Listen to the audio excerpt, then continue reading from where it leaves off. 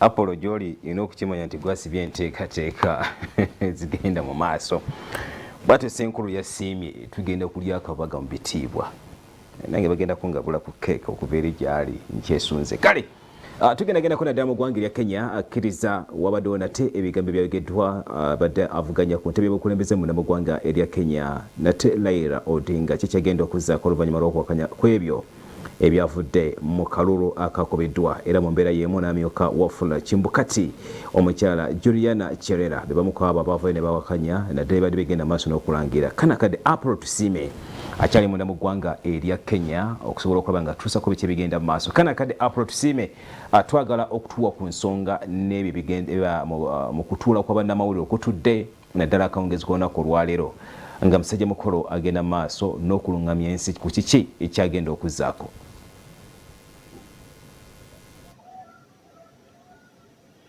Neyanza nnyo Farouk Sesaz n'abalabi ba Soul TV yonna gye muli tukyasimbye amakanda mu ggwanga erya Kenya nga tusinziira mu kibuga ekikulu Nairobi. Nga bw'oyogedde ekituufu olunaku olwaleero kulira Azimio la Umoja Coalition Honorable Raila Odinga yatuuzizza olukungaana lw'abannamawulire naye ate kwabaddeko ne bannabyabufuzi abawerako okusingira ddala ab'oku ludda lwe.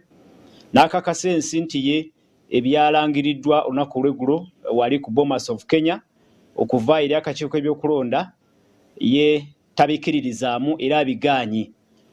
Raila Odinga ayogedde ku byavudde wali e Bomas oba ebyalangiriddwa ng'ebifuufululu ebitaliimu nsa era mbu yeetegese okubichallenginga oba okubiwaabira mu kooti. Tukimanyi bulungi nti ssemateeka owa Kenya awa ekyanya oyo abeera alina okwemulugunya kwonna okugenda eri Supreme Court, kooti ensuukulumu ateekeyo omusango gwe era kwasinzidde Raila Amolo Odinga n'agamba nti Chebukati yabadde talina lukusa, yabadde talina wasinziira okusalawo okulangirira nga akakiiko tekasoose kukaanya. Akakiiko kano kaliko abantu 7. Tujjukira bulungi nti abantu abana ku kakiiko bo olunaku lw'eggulo beeyawudde ku Chebukati ne bagenda ne basinziira wali ku Serena Hotel ne balangirira nga bo Chebukati bwe yeefudde dictator n'atabakkiriza. Era olwaleero bazzeemu ne bakatiriza ensonga eyo ne balambulula nga bwe balabye nga Chebukati afuuse dictator era tebasobola kwetaba mu nsalawo gye yakola ey'okulangirira Dr. William Ruto. Era mu ntegeka eyo ne bagamba nti bo bali ready ndowooza oba okwetaba mu ntegeka zonna ezigenda okuchallenginga entegeka eyo ey'okulangirira Dr. William Ruto era abakulirwa omukyalo oyo Julian omukyalo oyo bategeezezza ensi nti bo kusaawa eno bo tebalabawo mbeera eyo ey'okuba nti ebyatambudde wali babikkiririzaamu. Bagambye nti n'ebibalo byennyini bye baakoze basigadde erudda eri ye Chebukati n'abalala ba komishona 2 nti nabyo byabuzeemu nti bayongeddemu obululu emitwalo 14,200 okugatagata omugate gwonna ng'ebitundu bisoba mu 100 biri 100 n'akayiseemu kamu 100.1%. nga beebuuza n'okwebuuza nti kijja kitya ye yaggyeewa percentage ezo ze yawadde Ruto 50.49 n'awa Raila 48.0 nti ye yaggyeewa percentage ezo nga kwegamba embeera bwetyo bweri naye ekikulu kye ky'okubeera nti ekirungi ekiri mu nsonga eyo kyekya musajja mukulu Raila Odinga okuba nti yakkiriza nti agenda kukwata ekkubo erya kooti so si kubo erya street kubanga wabaddewo okutya nti Raila Odinga bw'anaabanga alangiridde civil disobedience twandibanga tuddamu ate okulaba bye twalaba mu 2007 ne mu 2017 nga akakiiko kalangiridde abakulembeze kalangiridde abakulembeze ye nga kalaze nti kyasobodde kuwangula kalulu ako. So olwaleero webuzibidde ng'ekibuga Nairobi kizeemuko ka life, twakulaze ku makyanga ekibuga kikalukalu era zagenza okukwera ssaawa nga 7 abantu ne batandika okujja mpolampola naye webuzibidde nga lazima ekibuga kizeemu life, abantu bakomyewo ku mirimu gyabwe, ku bizinesi zaabwe. So twongera okusaba naffe eno gye tuli nti embeera ey'obutebenkevu eneekyaliwo mu kaseera kano egende bulungi, kasita bakutte ekkuba erya kooti weeri ejja kubanga esobola okubanga ebalamula esalewo egoye mu nsonga eno yennyini.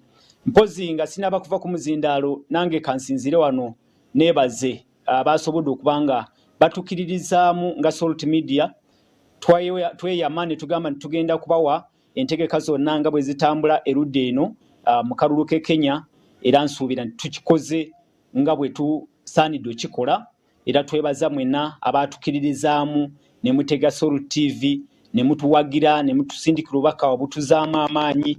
Tukoze ekyo kyonna kye tusobola era tubasuubiza nti entegeka eno tujja kubanga tugyongereyo paka gyenegwera. Kabasalewo nti bagenda mu kooti era tujja kufuba okulaba nga ensonga zino tuzibawa ku Salt TV ne ku mikutu gyaffe gyonna, era ne mu kulayira kwennyini tukakasa nti Dr. William Ruto bw'abanga wakulayira era tujja kubanga tubikuwa ebifaananyi tubikuwa butereevu okuva eno mu ggwanga erya Kenya.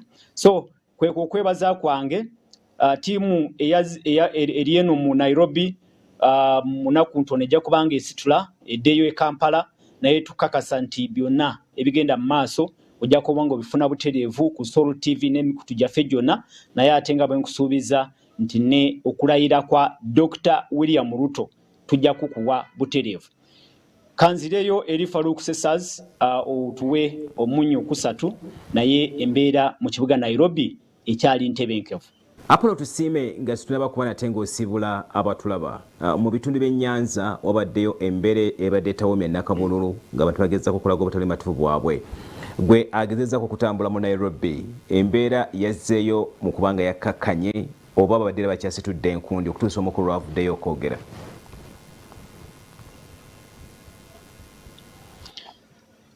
Nga bwe nayogedde ekibuga Nairobi kyo city center yennyini mwensinziira, temubadde kavuyo konna, temubadde okukalakasa konna, era ne mu bitundu ababadde okwekalakasa okutonotono twasobodde okutuukayo mu Kibera eri ku Njegoyego naye eri nayo mu Nairobi. Twatuuseyo nayo nga watebenkevu, tebazeemu kwekalakasa, naye ate bwe kibanga kyabaddewo erudde eyo gy'oyogedde kisoboka, naye ate mu kibuga Nairobi wo watebenkevu. Nkugambye nti bwe buzibidde ng'abantu bazeemu okugulawo bizinesi zaabwe, twakulaze ebifaananyi ku makyanga amaduuka gonna magale, n'olunaku olweggulo nga balangirira twakulaze ng'abantu badduka okuva mu kibuga, naye ate bwe bwazibidde nga waliwo okucacyanca nate ku makya ne bajja nga mpolampola bayinamu okutya. Naye ate kyenteeka okutegeezaako Farouk Sesaz, kino kyo kankyogere kubanga nkikozeeko okunoonyereza, Bannakenya nzikiriza nti batuuse kusa eri obutayagala kuddayo mu nsonga ezo ez'okuyiwa omusaayi. Ndowooza bayigira ku lessons eza 2007 ne 2017, bonna boyogerako nabo olaba nga bakugamba nti tetwagala katabanguko, twagala mirembe. Ndowooza ekyo kiwa essuubi nti oba oliawo ne wanaabeerawo omuntu ng'ayagadde okukwata ekkuba erya civil disobedience, lyandibanga tirijja kubaako wala werigenda okutuuka ku kyetwalaba mu 2017 okusingira ddala 2007. So eryo ly'essuubi weeriri nti akalulu kano nga bwe katandika nga ka mirembe kajja kubanga kakomekerera mu mirembe, era kye tusabirira nti Mukama Katonda ayambe embeera esigale nga ntebenkevu. Apollo tusiime tuyenza nnyo tweyanzeege n'otuusako nate butya bwe bitambudde mu